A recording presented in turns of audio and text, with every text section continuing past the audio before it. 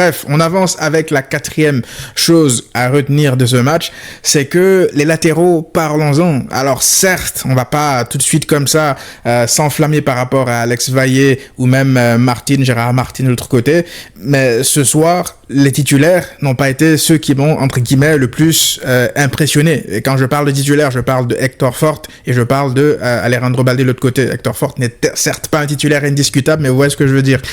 En tout cas, ce soir, je veux d'abord parler de Alex Vaillé. Grosse surprise pour moi, parce que de base, je m'attendais à ce qu'il joue à gauche. Son poste de prédilection, c'est un gaucher, ça se voit. L'externe sur le deuxième but derrière, mais une activité folle. Il était prêté à l'éventer la saison dernière, il me semble. Je pense que ça a été concluant. Aujourd'hui, lorsqu'on voit son activité, que ce soit en attaque ou même en défense pour ses replis, c'est un joueur très dynamique, mais c'est surtout un joueur qui ose, en fait. C'est un joueur, en fait, moi, ça m'a beaucoup rappelé Cancelo, en fait. Et je dis pas ça dans le style, mais dans l'apport offensif. Ça fait longtemps que je n'ai pas vu un latéral qui apporte autant offensivement au Barça, en tout cas.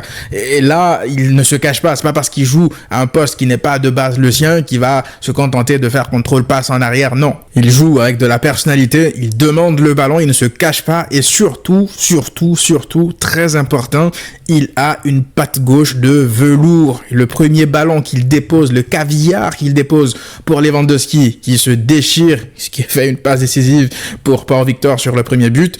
Je suis désolé, c'est de la très haute qualité de pied gauche. Parce que sur le deuxième aussi, l'exter, comment il la reprend, il se remet bien sur son pied gauche pour faire l'exter comme ça. Franchement, j'ai rarement vu ça chez un latéral. Techniquement, il est au point. Et même lors du match contre Manchester City, il me semble qu'il était rentré à droite là aussi. Et il avait mystifié un joueur, il avait centré au deuxième poteau pour Pablo Torre, la reprise qui s'envole dans le ciel juste avant l'égalisation de City. Donc c'est pas que le fruit, je veux dire, de l'événement classico, donc il surjoue, il est au-dessus de ce qu'il fait d'habitude. Moi, je pense que c'est son vrai niveau, et je pense que si on lui donne plus de minutes, il serait capable de nous surprendre.